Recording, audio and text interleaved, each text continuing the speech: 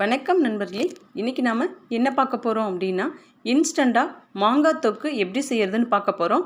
அதுக்கு நான் 3 குண்டு மாங்காய் எடுத்து தோலை நல்லா செத்திட்டு கேரட் துருவுறதுனால நல்லா துருவி வச்சுருக்கேன். பாருங்கள், பூ மாதிரி இருக்குது. இதை எப்படி செய்கிறதுன்னு நம்ம பார்க்கலாம்.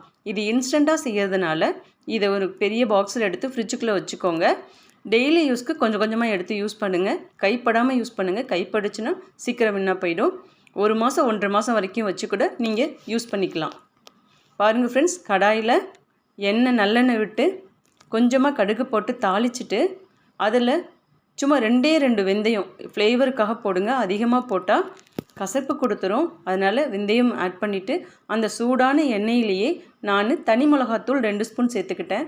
ஏன்னா அது நம்ம மாங்காவை போட்டுட்டு தனி மிளகாத்தூள் போட்டோன்னா அந்த பச்சை வாசம் அப்படியே இருக்கும்.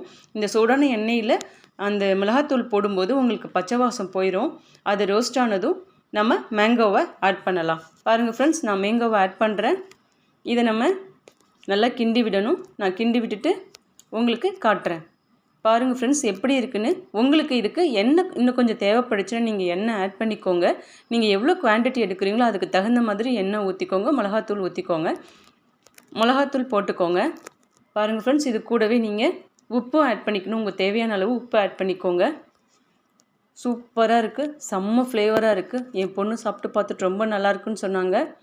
நல்லா இருக்குது. இதை இன்றைக்கி ஃபுல்லாக நீங்கள் ஊற வைக்கலாம். அப்படியே கடாயில் வச்சு ஒரு தட்டு போட்டு மூடி வச்சுருங்க. இன்றைக்கி ஃபுல்லாக அது எண்ணெயில் அப்படியே மிக்ஸ் ஆகும்போது செம்ம டேஸ்ட்டாக இருக்கும். நீங்கள் ட்ரை பண்ணி பார்த்துட்டு கமெண்ட் பாக்ஸில் கமெண்ட் பண்ணுங்கள். நன்றி, வணக்கம்.